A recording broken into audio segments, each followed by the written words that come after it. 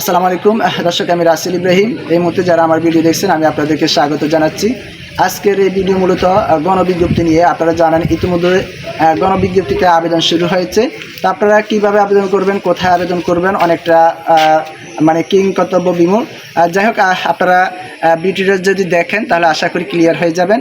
তো এক্ষেত্রে খেয়াল রাখতে হবে যাদের বিষয়ে মোটামুটি শূন্যপদের সংখ্যা খুবই কম, তারা অত্যন্ত চিন্তাধারা করে প্রথমে 40টা শিক্ষা প্রতিষ্ঠানের নাম একটা কাগজে লিখবেন। তারপর আপনারা ইয়েস অপশনটা দিবেন।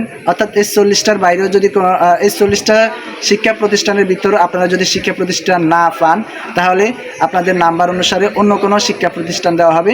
আর যেসব বিষয়ে মোটামুটি ভালো শূন্যপদ রয়েছে, বিশেষ করে ভৌতবিজ্ঞান, আইসিটি বা কৃষি শিক্ষা, প্রাণী বিজ্ঞান, উদ্ভিদ বিজ্ঞান, এসব বিষয়ে প্রচুর পরিমাণে শূন্যপদ রয়েছে। তো আপনারা 40টা শিক্ষা প্রতিষ্ঠান দিলে আশা করি এই 40টা শিক্ষা প্রতিষ্ঠানের মধ্যেই পাবেন, এবং ইয়েস কিংবা নো যেটা ইচ্ছা সেটা দিতে পারেন। যেমন আমার ভৌতবিজ্ঞান সাবজেক্টে আমার উপজেলা অর্থাৎ ফরিদগঞ্জে টোটাল খালি ছিল 63টা পদ, স্কুল এবং মাদ্রাসা মিলিয়ে। তো আমি প্রথম 3টা নিজের ইচ্ছা মতো দিয়ে বাকিগুলা কম্পিউটার ম্যানকে বলে দিলাম আপনি আপনার মনের মতো করে শিক্ষা প্রতিষ্ঠান নাম দিয়ে দিন।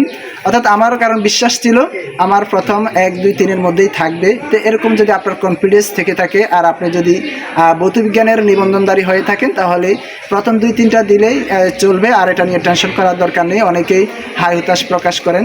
আসলে হাই হতাশ প্রকাশ না করে আপনার যদি ভৌতবিজ্ঞান সাবজেক্ট হয়, তাহলে আপনি 1, 2, 3 দিয়ে বাকিগুলো নিজের কম্পিউটার ম্যানের ইচ্ছা মতো দিয়ে দিলে চলবে, কারণ আপনি 1, 2, 3 থেকে যে কোনো শিক্ষা প্রতিষ্ঠান পেয়ে যাবেন।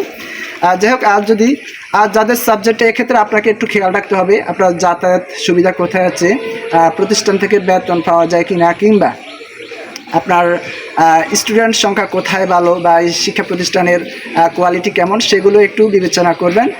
যদি কোনো প্রশ্ন থাকে পরবর্তীতে সেটা নিয়ে ভিডিও করবেন ইনশাআল্লাহ। আপনারা ভালো থাকুন, সুস্থ থাকুন। আসসালামু আলাইকুম।